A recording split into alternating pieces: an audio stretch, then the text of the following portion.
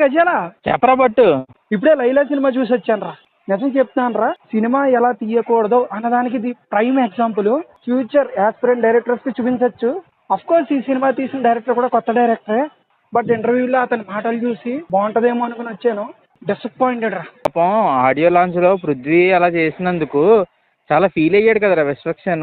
సినిమాని చంపేయకండి, చాలా మంచి సినిమా, దీన్ని కొంచెం ఇప్పుడే ఇనీషియల్ స్టేజ్ లోనే తొక్కేయకండి, సినిమా చాలా బాగుంటుందని చెప్పి అంత డీసెంట్ గా అంత వినమ్రతతో అడిగాడు కదరా. అంత మంచి కంటెంట్ ఉన్నప్పుడే కదా ఆ రేంజ్ చేయగలుగుతాడు.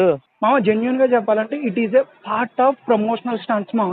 ఇదంతా విశ్వక్సేన్ పిఆర్ స్టంట్స్ అనిపిస్తుంది. సినిమా బాగాలేదు కదా, ఈ రకంగా ప్రమోట్ చేస్తే ఎలా ఉంటది, కావాలని పృథ్వీ చేత అలా అనిపించినట్టు అనిపించింది. సినిమాకి హైప్ వస్తుందని, బికాజ్ సినిమాలో కంటెంట్ లేదు కాబట్టి ఇలాంటి స్టంట్స్ చేస్తారు. నిజం చెప్తున్నా, చాలా ఫ్రస్ట్రేటెడ్ గా అనిపించింది. ఫస్ట్ హాఫ్ అయితే నాకు థియేటర్ లోంచి ఎప్పుడు బయటకు వచ్చేద్దాం అనిపించింది. నా చుట్టూ కూర్చున్న వాళ్ళు ఒక్కొక్క ఏజ్ 18కి తక్కువే ఉంటది. వాళ్ళు ఎలాంటి సీన్లు గడుస్తున్నారు తెలుసా? Heroine exposing scenes, heroine buildup scenes, ఇవన్నీ అసలు ఏంటి మామ, అసలు ఎలాంటి సినిమా తీస్తున్నారు, ఎలాంటి మెసేజ్ ఇస్తున్నారు. ఆ పిల్లలు విశ్వక్సేన్ ఫ్యాన్స్, మంచి హీరో, అలాంటి హీరో ఎలాంటి సినిమాలు తీయాలి, ఎలా జాగ్రత్తగా తీయాలి, మరీ ఎంత దారుణంగా తీయాలా? అంటేరా చెప్పాడు కదా యూత్ నే టార్గెట్ చేసుకుని తీసిన సినిమానని చెప్పి.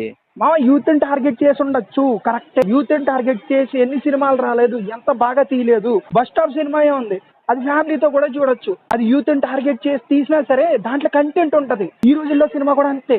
బట్ ఈ సినిమా ఏంటి అసలు?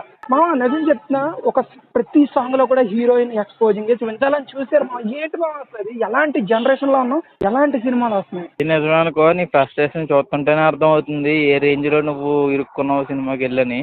ఏమో ఆ సినిమాని పోనీ కథపరంగా కాపాడలేకపోయినా మిగతా టెక్నికల్ ఆస్పెక్ట్స్ కూడా ఏం కాపాడలేదా? ఎడిటర్ కి, మ్యూజిక్ డైరెక్టర్ కి హ్యాట్స్ ఆఫ్ మామ.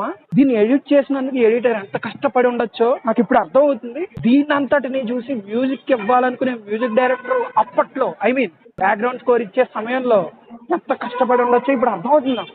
ఏట్రా మామ, ఎప్పుడు థియేటర్ నుంచి రూమ్కి వచ్చాక ఫోన్ చేసి మాట్లాడేవాడు, ఈ ఫ్రస్ట్రేషన్తోనే థియేటర్ దగ్గర నుంచి మాట్లాడుతున్నావు, సౌండ్లు కూడా వస్తున్నాయి. రూమ్కి వెళ్ళి లోపల నేను ఏమైనా మెత్తబడిపోతానేమో అని భయం వేసింది. ఎప్పుడు నేను కొంచెం మెత్తగా చెప్తాను కదా. ఓహో, ఫ్రస్ట్రేషన్ అంతా కక్కేహావు అనమాట. సరే ఈ సినిమా వెర్డిక్ట్ ఏంటో చెప్పలేదు అంతకని. సరే దీనికి కూడా వెర్డిక్ట్ అడుగుతున్నావు ఏంట్రా ఇంత చెప్పాక? ఓహో, అర్థమైంది. సరే ఫోను. సారీ సార్, నీ మీద కోపడుతున్నా నేను రా బాబు. తప్పులేదులే.